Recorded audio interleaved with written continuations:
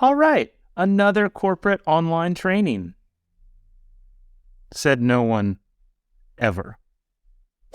Online learning has been in the corporate world for a long time, but it certainly got put on overdrive during the COVID-19 pandemic. There are a lot of good things about this, but then there are also a lot of bad things about this, namely bad, boring training. So in this video, I'm going to break down the 4 times where you actually want to use online learning, where it's to your advantage, so it will help your employees and not put them to sleep. If this is your first time watching one of our videos, I'm Matt Jertson. I'm a former Air Force instructor pilot and was previously the head of training and development at SpaceX. On this channel, I break down questions of human performance so that you can improve the performance of yourself, your team, or your organization. Make sure to subscribe if you want to hear more. As we get into the topic of online learning, fair warning, I might use a couple different terms interchangeably. Online learning, e-learning, computer-based training, they all kind of mean the same thing.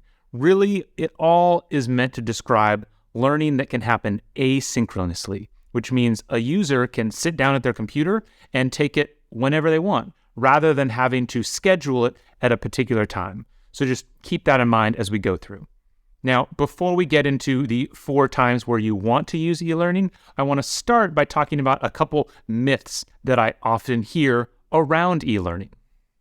By far the biggest myth out there is if you build it, they will come. Whether you are somebody out in the business who's purchasing online content, or you're an instructional designer who's building a course for your company, simply creating the content is never, ever enough.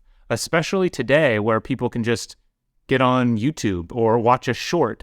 It's very easy to distract yourself. And so there's a lot of things you're competing with for the attention of people you're trying to reach. So just remember, making the course or buying the content, that's just the start of the battle. There's a lot more that you have to do if you want people to engage with your content. The second myth I hear a lot is that people think online learning will always help any situation, as if sprinkling a little technological pixie dust onto a training problem will make it go away. That's simply not the case. In fact, in a lot of cases, bringing e-learning into a situation is just going to make things worse. It's going to make the process take longer. It's going to bore the people who are taking the content, and you're not going to get to your objectives.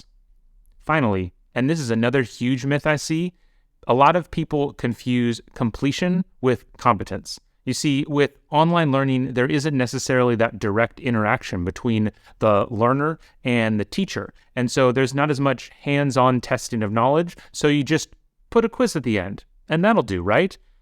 It really won't. Just because people are completing your courses doesn't mean they're actually getting the information. Sure, there's a lot you can do to build better questions, but it still isn't going to make sure that people have really mastered the information. Other learning interventions are going to be needed to address that. So now that we have those myths out of the way, what are the times where you actually want to use e-learning? Well, in my experience, there's 4 major times. And the first is for content that is repeatable. You see, online learning takes time to create. And it's different than simply bringing people into a classroom and talking to them for a while and having some slides that you can just quickly adjust on the fly.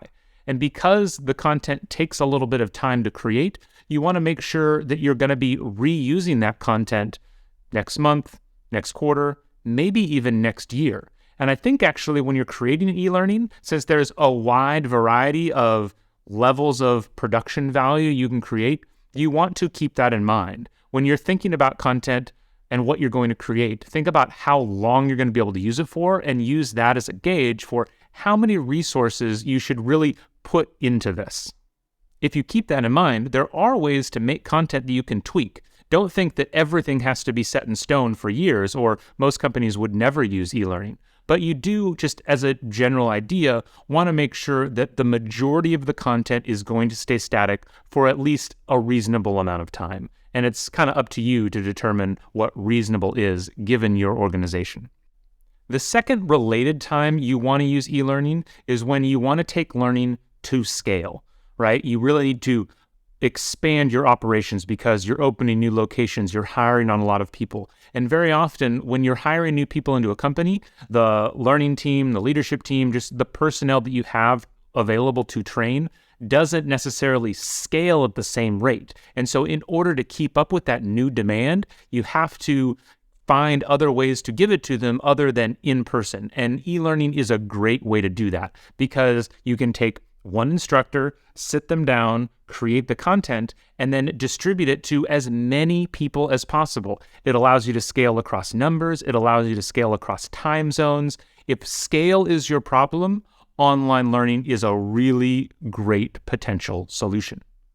Probably my most preferred method for using online learning is in preparation for other learning. When I think about learning, I think of two basic components. First, there's the knowledge transfer, where the person is kind of bringing in the information and laying the groundwork inside their brain. And then the second phase is that application, where they actually have to do something with the information. And so what I really love to do is make an e-learning that is about that knowledge transfer. It's to lay down the definitions, talk about the basic process so that all of that information is in the person's head and they can then walk into the live training, walk into the classroom, walk into their on-the-job training much more prepared.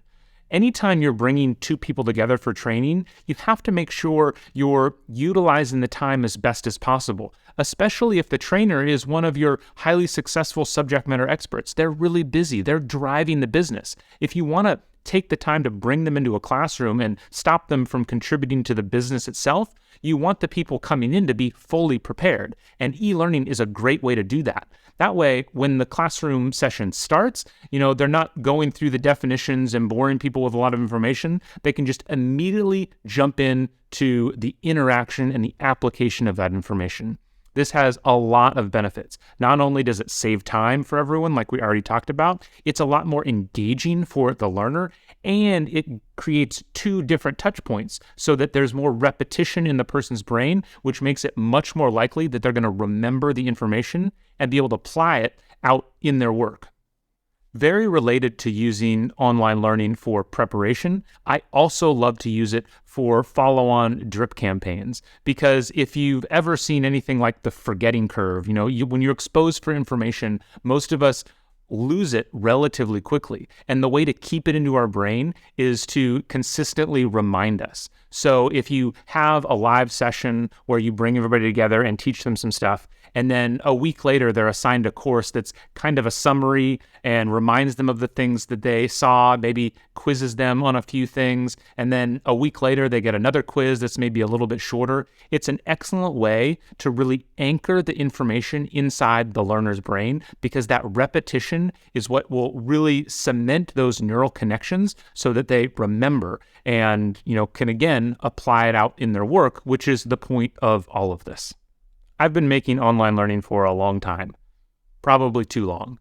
But in my experience, these are four major factors and four key times when e-learning makes sense, because a lot of times it doesn't. But if you are looking for an application where you have content that is repeatable, content that needs to go to scale, content that is going to be preparation for some other learning activity, or content that is going to be a follow-on activity from some hands-on learning to remind people, those are four great examples of times where it really does make sense to use e-learning. And if you do it that way and do it well, I promise you, you will create a much more engaging experience.